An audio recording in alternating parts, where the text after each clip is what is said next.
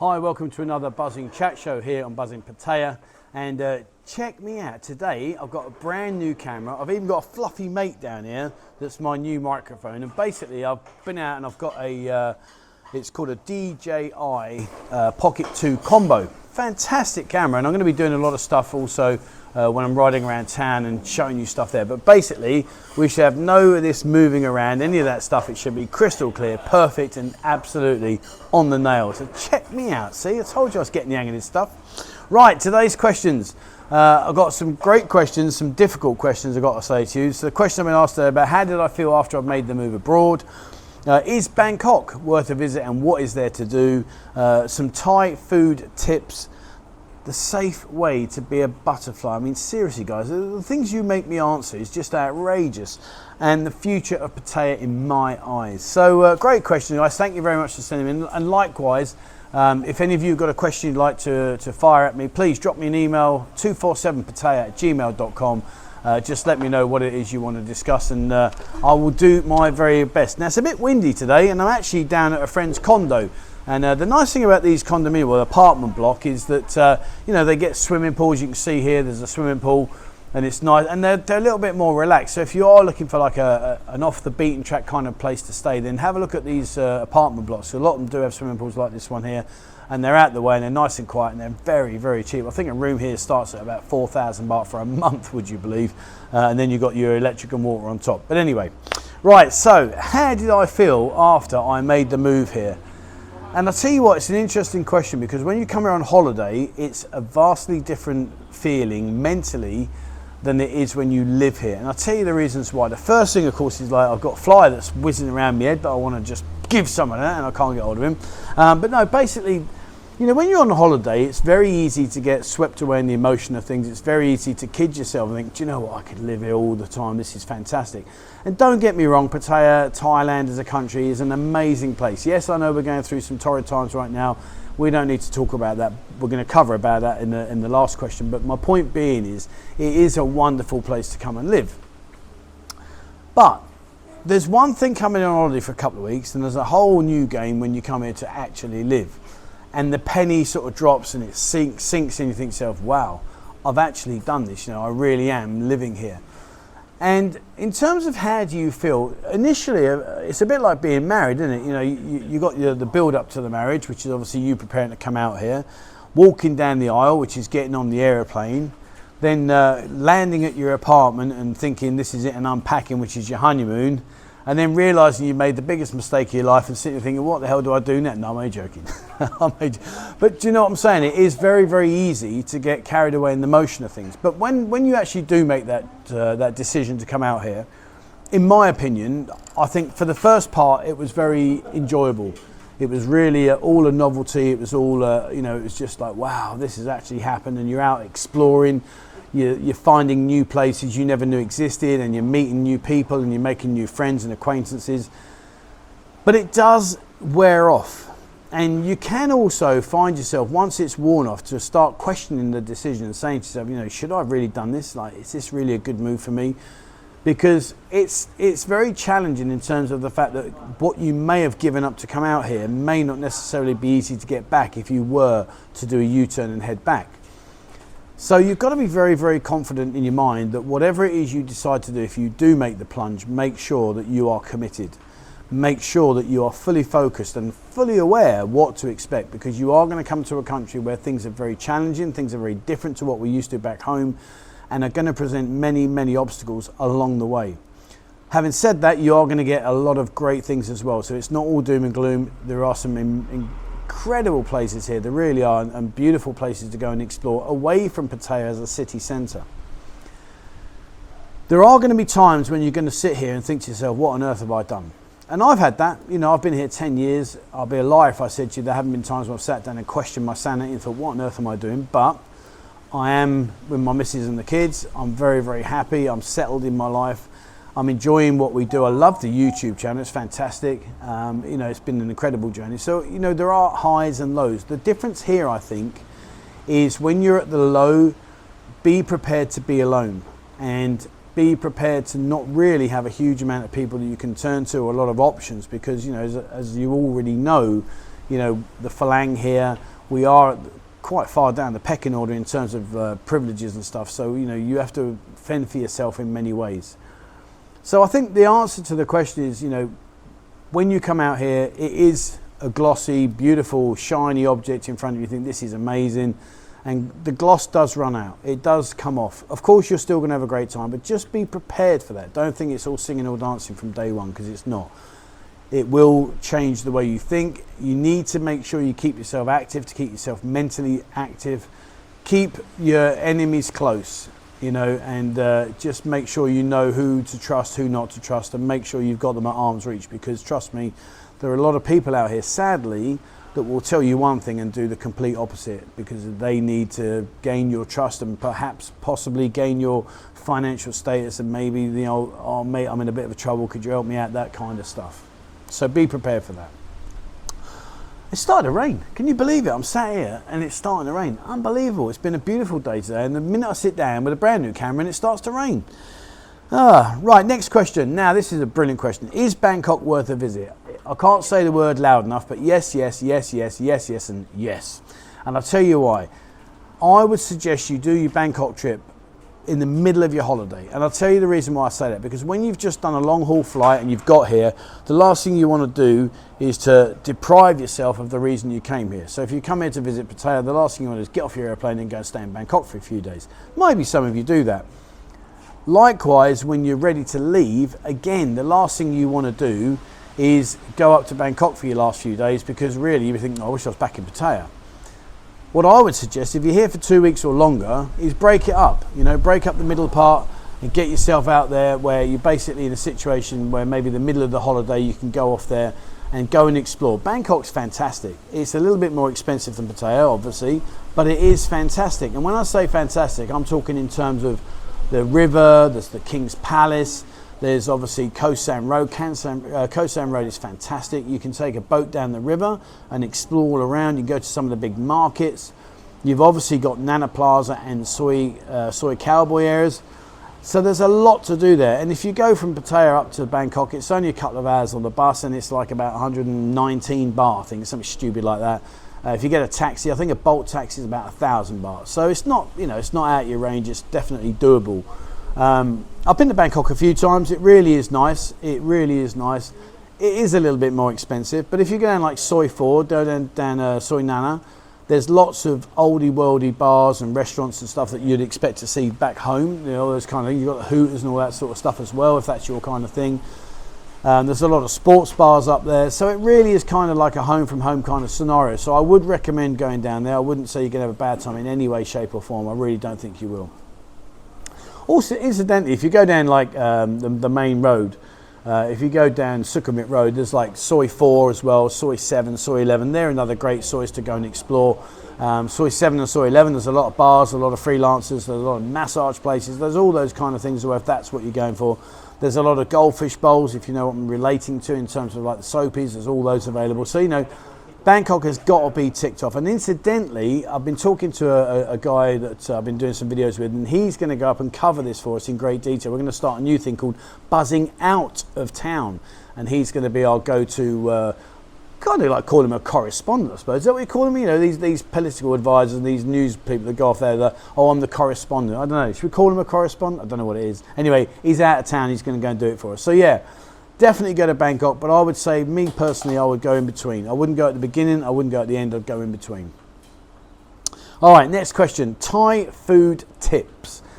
So if you're coming here to eat Thai food, what are the tips I can give you? So I eat a lot of Thai food. I probably 95% is Thai food as opposed to Falang food. And I love Thai food. Thai food's fantastic. But there are a few things that I think you may possibly overlook that you need to be very aware of. Number one, Thai food in general is pretty spicy in general. So, you have like kapau musap, kapau mukop, kuit tiao, all those kind of dishes, they are generally spicy. So if spices are not your thing, then you really need to be careful. And, they may just say to you, al pet mai, al pet, just say, mai al kap mai al, or like, my side prick, don't put the chilies in, my side prick. Because it is quite spicy. I mean, I'm lucky, I can eat a lot of spicy food, but in fairness, if you can't, you are going to struggle. Another thing that Thai people do is they put a lot of sugar in their dishes. Pretty much every dish you see will have spoonfuls of sugar in, and in the condiment section, like the little trays they put on the side, there'll be sugar in there. So if you don't want sugar, then mai sai nam dan.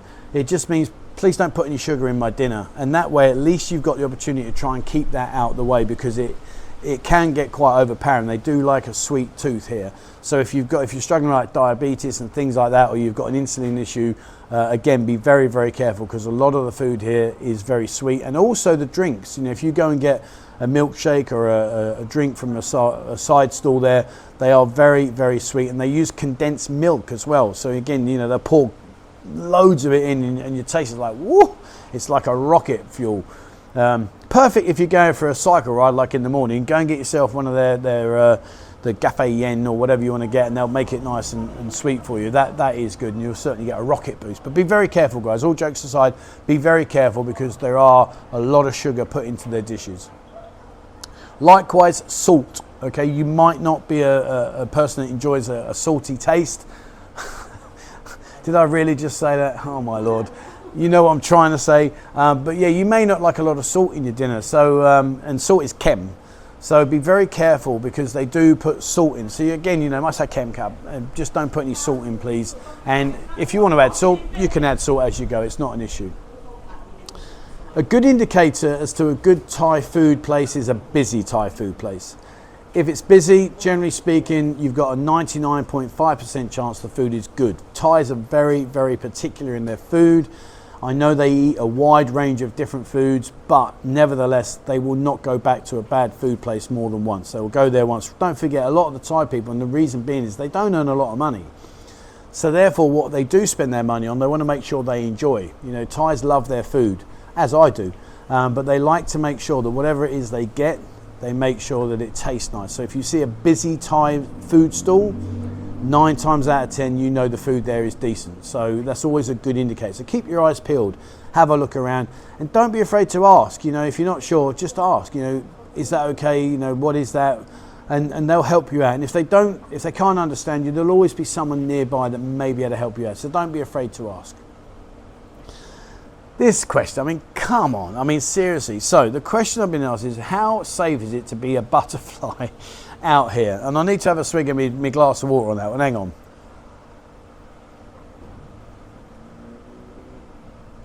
So, honestly, yeah. Some of these questions. Right, so in case you don't know what we mean by a butterfly, a Thai girl will a Thai girl will refer to you as a butterfly if, like a butterfly, you go from flower to flower to flower to flower to flower. In other words, if you're with this girl one night, this girl the next night, you're a butterfly, okay? You're flying around. Now, if you're on holiday, that's not really an issue. If you're here living here and that's your kind of thing, well, then you've got to be batting very carefully, because you could end yourself up in a world of trouble. And trust me, if there's one person you don't want to upset, it's a Thai girl, because they are volatile and they will kick off and they will go ballistic at you. So you've got to be very, very careful in what you do. So if you're one of these people that comes here on holiday and has like a regular kind of girl that you go and see, that's fine, no dramas. But again, if you go bar hopping and she knows that, and don't forget, they've got an incredible network of friends. Their friend knows this friend that knows your friend that knows her friend, and before you know it, you're getting pictures sent to you. Why are you there till that? You tell me you go watch the sport and you're in this bar. So you've got to be very, very careful. Number one, if you're living here or you're a long-term holiday and this is your thing, if this is what you want to do, and to be fair, guys, just reverse the roles slightly. Imagine how would you feel if you caught your missus with some other dude? Hashtag just saying. But the point being is, if that is your thing, gents clubs, people say, why do they have these gentlemen's clubs? Well, these are pretty much the reason why. The gentlemen's clubs are fairly off limits in terms of public view. They're normally quite discreet. They're normally out of the way, although Soy Boomerang, just in Soy Bacau, there's got a huge amount. But again, they're behind closed doors. That's the beauty of a gentleman's club. These are all behind closed doors. So in other words, whatever goes on behind those doors, generally speaking, stays behind those doors. So that's a bit of a safety net. Number two, if that's your thing, we call it in England, don't shit on your own doorstep. In other words, don't do that kind of stuff right in view of where you are or where you stay, because trust me, it's going to come back and bite you, and it's going to bite you hard. So, you know, there's places like Bangkok, there's other places out of the beaten way. Go over the dark side if you're in the city centre, go in the city centre if you're in the dark side, vice versa. You know, just keep yourself out of harm's way, because you'll be amazed at their network. I mean, honestly, I remember years and years ago, I was up in Bangkok. I was sat actually on Soi 4. I'd been in one of the hotels nearby doing a networking meeting, and I was just going to my hotel, sat outside having a beer in an open beer garden. This girl came up to me in the bar and she said, "Can I sit with you?" I said, "Not really, sweetheart." I said, "I'm all right, thanks." "Well, I'll just sit with you." I said, "Well, you can sit there if you want." I said, "But I'm not buying you a drink. I don't really want to talk to you." I said, "I've had a long day. I've got to go. I've got a shower, change. I'm going back out to another meeting. I just want to have my pint, and I just want to call it a day, thanks." Anyway, I'm sat there minding my own business, and next thing, my phone goes ding. I thought, oh, okay, it was my missus, my girlfriend at the time. And I'm expecting a nice, "Hi, how are you? I miss you," and all the rest of it. Instead, I got, "What the fuck are you doing?" Kicking right off at me with a photo, believe it or not, of me sat next to this girl. And I kid you not, I swear to you, on my children's lives. I'm like, what on earth? So anyway, I rung her up. I said, "What is going on? Oh, you butterfly, you..." I'm like, "Well, but can you listen and calm down, please? Why are you saying to me all this? I'm sat here having a beer. I've just finished my job, my networking meeting. I'm going to go back to the hotel shower, and I'm going to go out to my next network. Why? My friend, she walked past, she see you, and she tell me the picture." I said, "Well, you tell your friend to get back here right now, because I want to speak to your friend." Anyway, long and short it was, her friend came back, and I had a massive go, and I rang my girlfriend. I said, "What is this?" So I said, "You tell her now." I said, "You speak to this girl."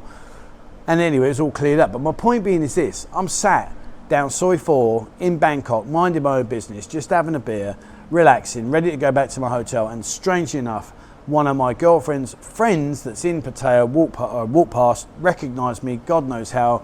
I mean, maybe it was my Shrek lookalikes, I don't know. But anyway, but she recognised me. And next thing I know, I've got this picture flying at me, and I've got her kicking off and having a right go at me. So you've got to be very, very careful. My biggest piece of advice is no contact numbers. Listen, if she works in this bar, she works in that bar. You can always go back and see her at another given time. If she's not there, well, whoopee-doo-dah. It's not like you're going to be stuck for choice.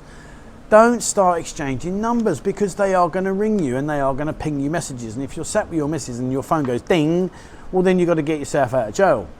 Also, don't forget we're in a party capital. So for a girl to go into a bar and drink and get drunk and then decide to call you, "Oh, hello, Tilak, I miss you. Can I come see you?" at 1 o'clock or 2 o'clock in the morning while you're asleep next to your missus, you're in a world of discussion and a world of problems, because it's going to happen. And they do it. And yeah, you can put your phone on silent. But again, don't forget, you're laying there in the bed next to your missus and you open the phone up and there's 20 missed calls. Well, she's not stupid. And if she catches you and clocks your phone, you're in another world of trouble, because you've got to dig your way out of it. So, you know, be very, very careful. So if that's your thing, if you want to be a butterfly, and each to their own, I'm not to judge anybody.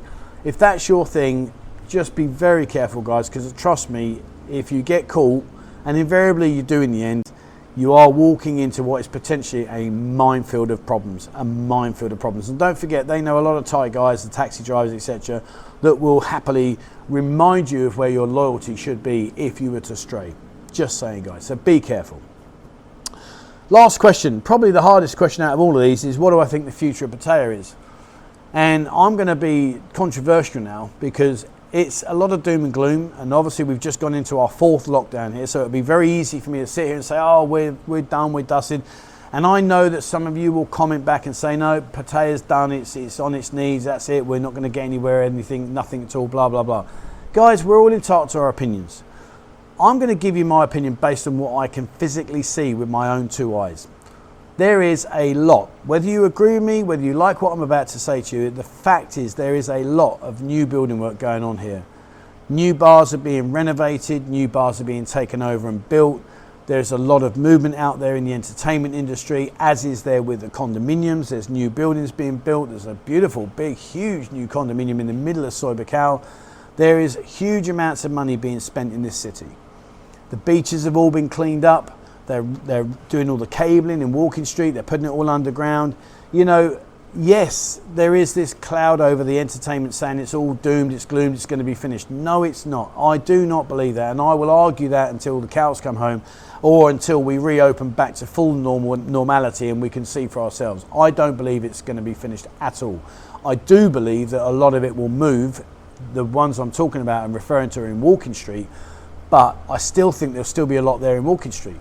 Maybe not the open beer bars, maybe not the screaming girls that are trying to drag you into the beer complexes, because perhaps maybe that's not what they want us to see. But to have a few girls standing outside a bar and asking you to come into behind their doors, and then what goes on, is that really a problem? Really? I don't know. I don't see that. So maybe they will move a few of these beer bar owners over to the Soy Buakhao area, possibly. But it ain't going to go away, guys. You know, this is what put this is what Pattaya on the map. And whether we like it or not, Walking Street is synonymous. It's famous around the world for exactly what it is. So I can't see the logic. And I know we're talking about Thailand here, but I can't see the logic in taking that aspect away. I just can't see it. I can't see why all these people will be spending money building new bars, new complexes, new hotels, new condominiums. I can't see the logic in doing that if the underlying tones are that we're over.